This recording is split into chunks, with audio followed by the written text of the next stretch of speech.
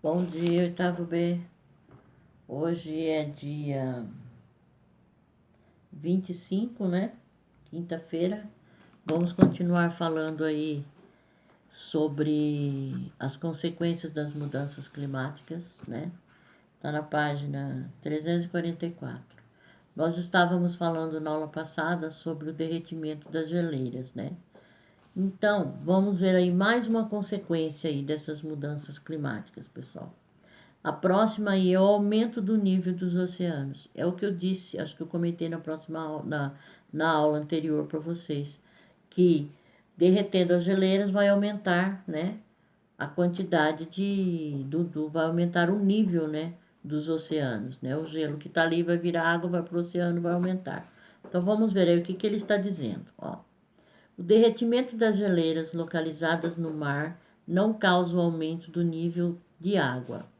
Por sua vez, as mudanças climáticas globais têm causado derretimento de geleiras continentais, por exemplo, as presentes em montanhas, que escorrem para o oceano, aumentando então seu nível. Então, o oceano vai, indiretamente, o que vai acontecer é o aumento do nível dos oceanos, né?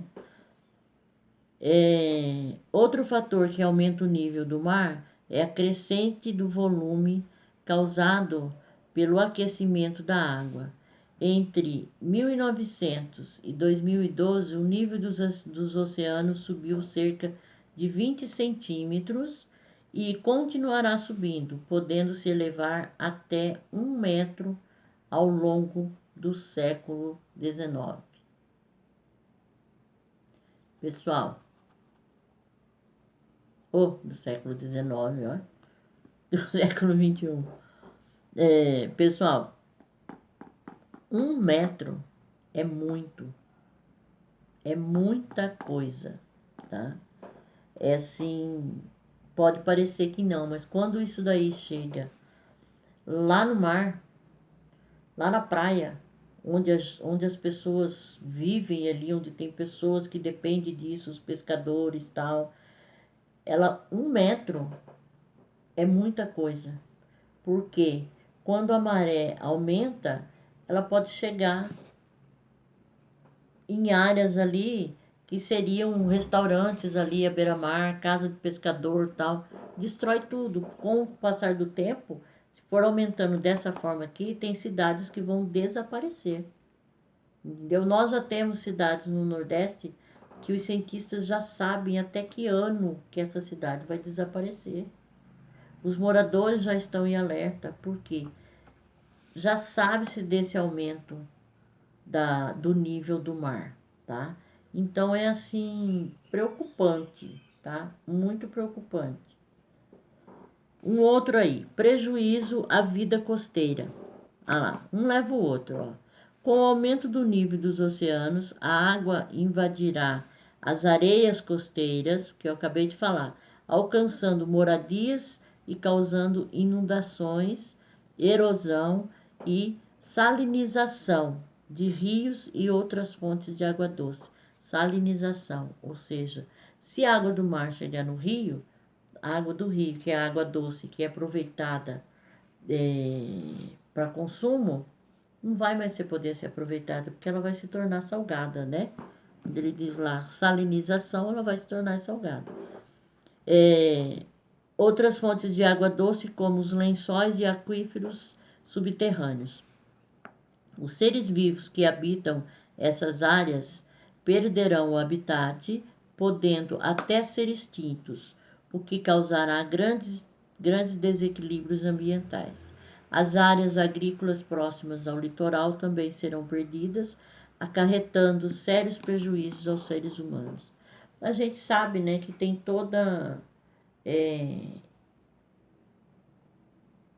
vários seres vivos, né, que vivem ali. Então, o que vai acontecer? Se for uma determinada parte for inundada pelo mar, com certeza vários animais ali vão entrar em extinção, né? Sem contar que pode afetar ali, como ele está dizendo, áreas agrícolas, né? Aonde o produtor vai perder tudo, tá? vai ficar uma área que não tem como plantar mais nada, e aquele produtor, coitado, vai perder as terras dele, né? Porque foi inundado e não vai poder fazer mais nada, tá? Só vai ter prejuízo para o ser humano realmente. Uma outra coisa, acidificação dos oceanos. Antes da gente falar sobre isso, pessoal, essa acidificação, quando vocês estiverem no 9º ano, que vocês vão estar estudando química realmente, vocês vão entender o que é essa acidificação. Só para vocês terem uma noção, essa acidificação são reações químicas, tá, que ocorrem e deixam as águas aí, no caso as águas do oceano, vai ficando cada ano que passa ela vai ficando mais ácida, tá? Então, só que como acontece isso, qual que é a reação química que ocorre para poder chegar a esse ponto, vocês vão estudar lá no 9º ano, tá? Por enquanto, vocês só tem que saber que a acidificação é causada por uma reação química. Tá, então vamos ver o que ele está dizendo lá. O dióxido de carbono é dissolvido nos oceanos e ao se combinar com a água dá origem ao ácido carbônico. Com maior quantidade de CO2 na atmosfera, mais gás se dissolverá na água, tornando-a ácida. O ácido carbônico é capaz de dissolver o carbonato de cálcio com componente de carapaças e conchas de organismos marinhos, ou seja, vai acabar com a fauna marinha, né? Por quê? Se esses animais, que são animais marinhos, eles possuem essa carapaça e possuem as conchas, né, que protegem esses animais, essas conchas, elas são de cálcio, tá? Se houver aí acidificação da água dos oceanos, o que vai acontecer? É ácido, vai corroer essas carapaças e as conchas, ou seja, esses organismos marinhos, né, vão morrer, né? Então, vai diminuir os organismos marinhos e muito, tá? Tem um comentário aí, pessoal, que é bom, eu vou ler, vocês vão acompanhando comigo.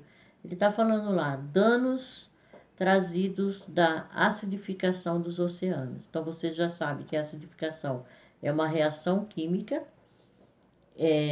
que ocorre entre elementos químicos que vai produzir a acidez em determinado local, né? Em determinada substância. No caso aí, a água dos oceanos, tá? Então, vamos ver o que ele está falando aí, ó. Qualquer tipo de mudança, por menor que seja, pode mudar drasticamente o meio ambiente. As mudanças de temperatura, do clima, do nível de chuva ou até o número de animais podem causar o total desequilíbrio ambiental. O mesmo pode ser dito sobre a alteração do pH, índice que indica o nível de alcalinidade, neutralidade ou acidez de uma solução. Está falando aí do pH dos oceanos, né? pH, na realidade, é potencial hidrogeniônico, tá? E ele serve exatamente para isso que eles falaram ali, determinar se aquela determinada substância é ácida, é básica, é neutra, tá? Na escola nós temos a piscina, onde tem o responsável, ele vai praticamente todos os dias e mede esse pH, tá? Porque o pH não pode ser ácido, tem um pH exato para a água da piscina, se ele for ácido, ele vai prejudicar a pele das crianças, né? Então, continuando aí. Estudos preliminares apontam que a acidificação dos oceanos afeta diretamente organismos calcificadores, como alguns tipos de mariscos, algas, corais, plânctons, moluscos, dificultando sua capacidade de formar conchas, levando ao seu desaparecimento.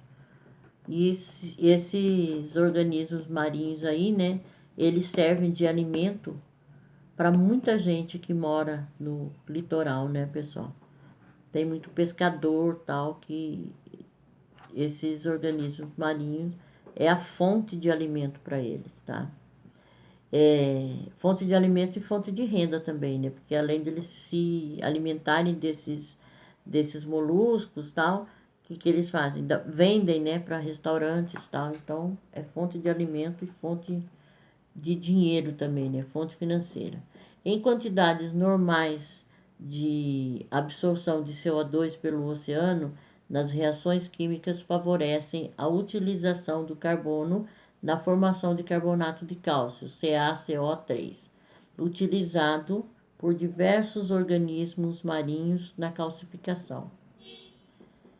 O aumento intenso das concentrações de CO2 na atmosfera, porém, causa a diminuição de pH das águas oceânicas, o que acaba por alterar o sentido dessas reações, fazendo com que o carbonato dos ambientes marinhos se ligue com os íons H+, ficando menos disponível para a formação do carbonato de cálcio, essencial para o desenvolvimento de organismos calcificados. Ele está falando aí muito de química aqui, pessoal, que no nono ano vocês vão entender.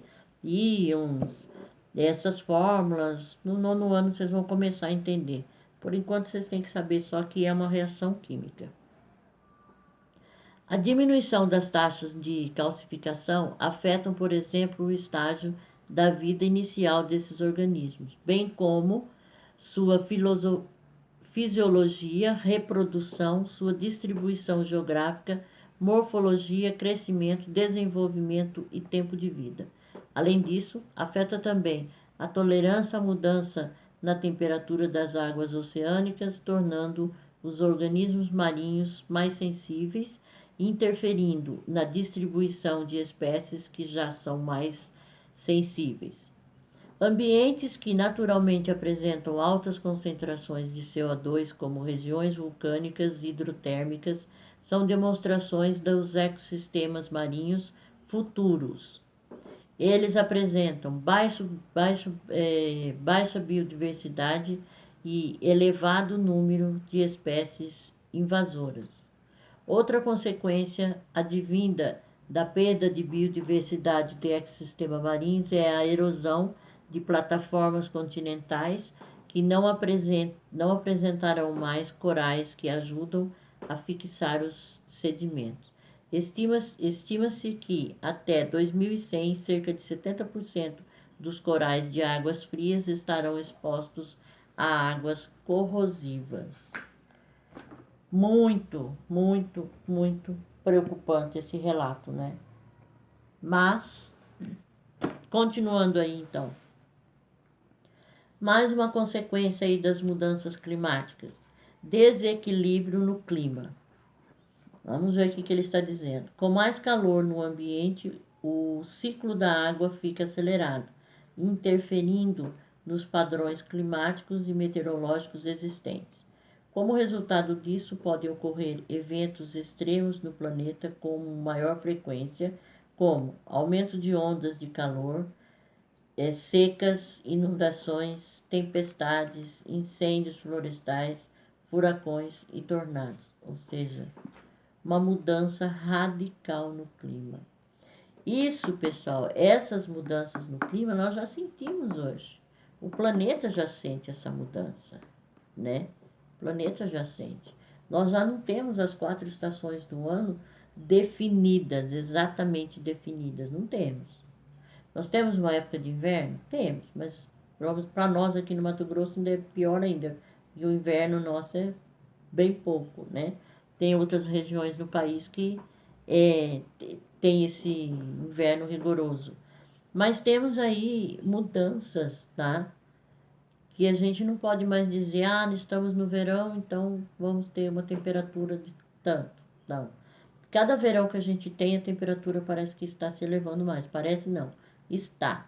A cada verão, a cada ano, a temperatura está aumentando cada vez mais, tá? E não só a temperatura, né, pessoal? Aí vai interferir o quê? Na umidade relativa do ar, tá? A gente viu, um exemplo. O que nós estamos vivendo hoje. hoje sábado começou o inverno, né? Sábado começou o inverno. E a gente com esse clima seco, uma umidade relativa do ar que parece que a cada dia está diminuindo, não passa de 40% a umidade. Ou seja, muito diferente de alguns anos atrás, que antes de chegar o inverno vinha chuva, né? Dava uma boa chuva, aí o que acontecia? A umidade relativa do ar ficava lá nos seus 70%, 80%, ficava ótimo, todo mundo se sentia bem, e aí vinha o frio, né?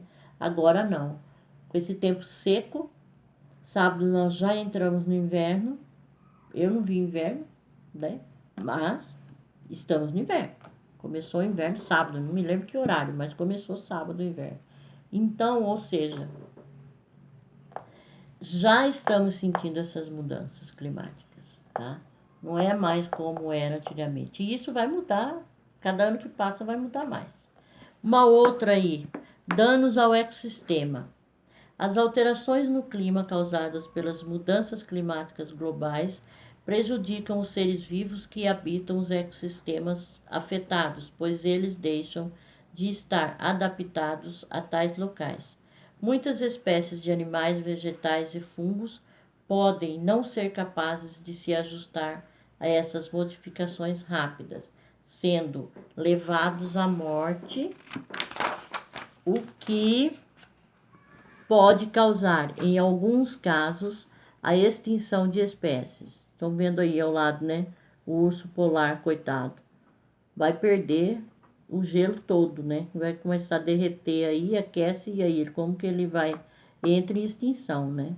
Pode ocorrer também a migração de animais para regiões com condições mais propícias para sua sobrevivência, o que exigirá um gasto energético imenso desses indivíduos. Claro, porque eles têm toda essa cobertura aí, né, para se proteger do frio, né? Por isso que eles conseguem ficar nesse ambiente, eles sobrevivem, esse é o ambiente do urso polar, né? E também porque eles têm uma reserva energética muito grande, né? E se eles tiverem que migrar para um outro local, essa reserva energética vai diminuir muito, porque eles vão gastar essa energia durante esse processo de migração, tá? O dano aos ecossistemas também pode levar à disseminação de doenças, por exemplo, na malária, pois o mosquito vetor da doença, em virtude da perda de seu habitat, passa a ocupar novas regiões com condições adequadas para sua sobrevivência, invadindo cidades e prejudicando o ser humano. Aí, pessoal, que está. Isso é muito comum. A partir do momento que o homem começa a destruir o habitat de algum ser vivo, ele vai procurar um outro local para sobreviver. E aí, ó, esse caso da malária aí é bem típico, tá? É bem típico, porque a malária é uma doença endêmica, né? Ela está em determinadas regiões, tal. Você vê sempre, ela não é uma doença que ela foi erradicada, tá? É uma doença endêmica. Então, o mosquito vetor, né? O mosquito que tem essa doença e que pica a pessoa lá, dá uma picadinha lá, pronto. Você vai pegar malária. Ele sai do habitat dele, porque o homem destrói o habitat, ele vai procurar um outro, certo? Então aí, não só esse caso que ele citou é um dos casos, mas tem vários outros seres vivos que podem migrar por um outro habitat e levar com ele vários tipos de doenças diferentes, tá? Então é muito preocupante isso, pessoal. Ações para amenizar a emissão de gases do efeito estufa. Ações até que existem, pessoal. Só que depende muito do poder público querer fazer, né? Realizar essas ações. e depende muito da gente também, né? Então, ele diz aí, uma importante ação a ser tomada é a redução da emissão de gases do efeito estufa na atmosfera. Nós sabemos disso, que é a diminuição. Mas como fazer isso, né? Só plantando, só fazendo reflorestamento?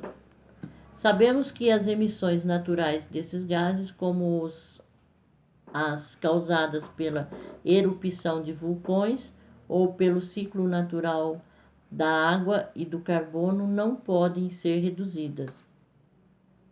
Tá, isso aí ninguém está questionando, né? Como que vai reduzir?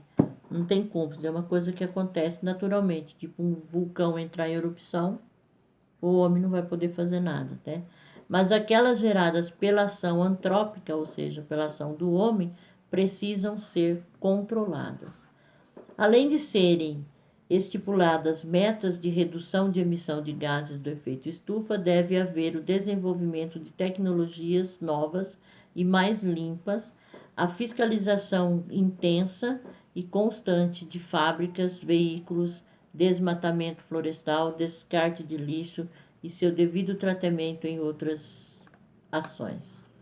Sabemos de tudo isso, mas para tudo isso exige o quê? Ação do poder público, né?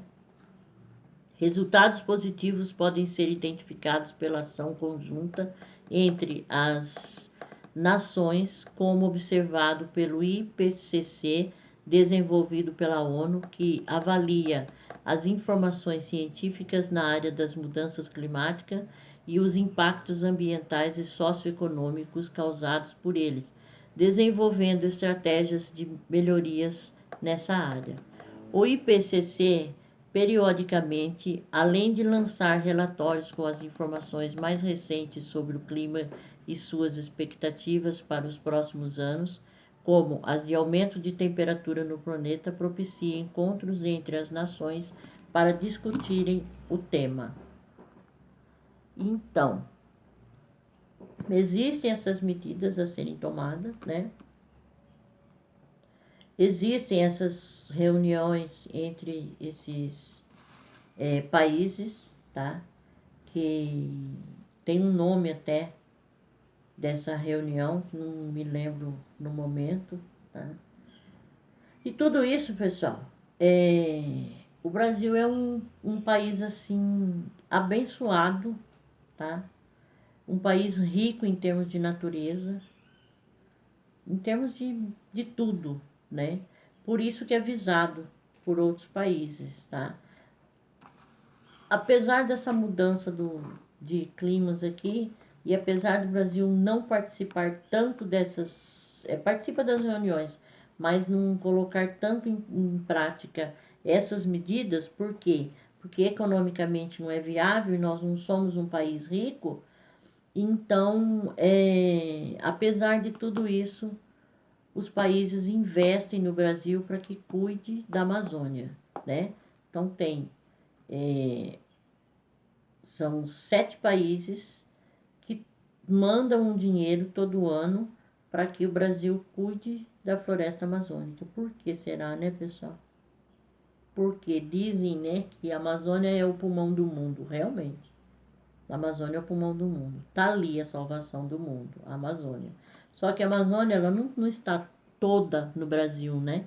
Ela tem, acho que mais 3 ou 4 países que tem um pedacinho da Amazônia, né? Eu não me lembro agora quais são os países, mas a professora de geografia deve pergunta para ela que ela vai responder isso para vocês. Quais são esses países aí que fazem divisa ali com a Amazônia e tem uma partezinha. Então, pessoal, existem esses países que investem nisso, tá? Ajudam financeiramente o Brasil a manter a floresta amazônica. Só que na última reunião, foi na reunião de 2019, o que acontece? Eles diminuíram o dinheiro que mandam para o Brasil porque o Brasil está permitindo que haja desmatamento, que haja queimadas, e isso não pode acontecer, tá? Na realidade, os países desenvolvidos, os países ricos, eles sempre estiveram de olho no Brasil, tá? Por quê? Nós não somos somente, o Brasil não é somente o pulmão do mundo. O Brasil, na realidade, é a fazenda do mundo. É a fazendinha dos países ricos, tá? Infelizmente, eles veem o Brasil como a fazenda deles, né? Ali eles vão tirar de tudo. Porque qual é o país nesse planeta que tem o clima que nós temos, que tudo que você plantar dá? Em cada região você desenvolve um tipo de agricultura. O solo do Brasil aceita tudo. Nós temos as 4 estações. Tem país ali que é frio o ano todo. Tem país que não consegue produzir nada, né? A pecuária é pouquinho, a agricultura também é pouca. E o Brasil não. O Brasil tem um clima maravilhoso. O Brasil é enorme, né? Em termos territorial, é muito grande, ou seja, os países considerados ricos veem o Brasil como a fazenda deles. Dali que eles vão tirar toda a alimentação. E aí eles se tornam o quê? Países industrializados. E nós não. Nós não somos considerados países industrializados. Nós temos poucas indústrias. Tecnologia para a gente é. Nossa tecnologia é mínima, né? Se comparado à tecnologia da China, Japão, tal, Rússia. Nossa tecnologia não é nada, é zero se comparado com eles. O que nós temos vem de lá, né? Mas nós temos o que eles mais queriam e não tem. Então o Brasil é a fazenda desses outros países. Por isso que esses outros países investem, tá? Nisso daí, investem no nosso país, né? E se a gente tivesse um governante que preste, as coisas seriam diferentes. Mas vamos deixar a política para lá, né? Então, pessoal, na próxima aula, eu não posso me empolgar, pessoal. Na próxima aula, nós vamos falar aí de alguns acordos que acontecem entre alguns países, tá? E dentro desses acordos são normas que eles determinam para que cada país faça alguma coisa, tá? Em termos de indústrias, em termos de tecnologia, para que diminua esse gases do efeito estufa, tá? Na próxima aula, então, a gente fala sobre isso. Beijo a todos.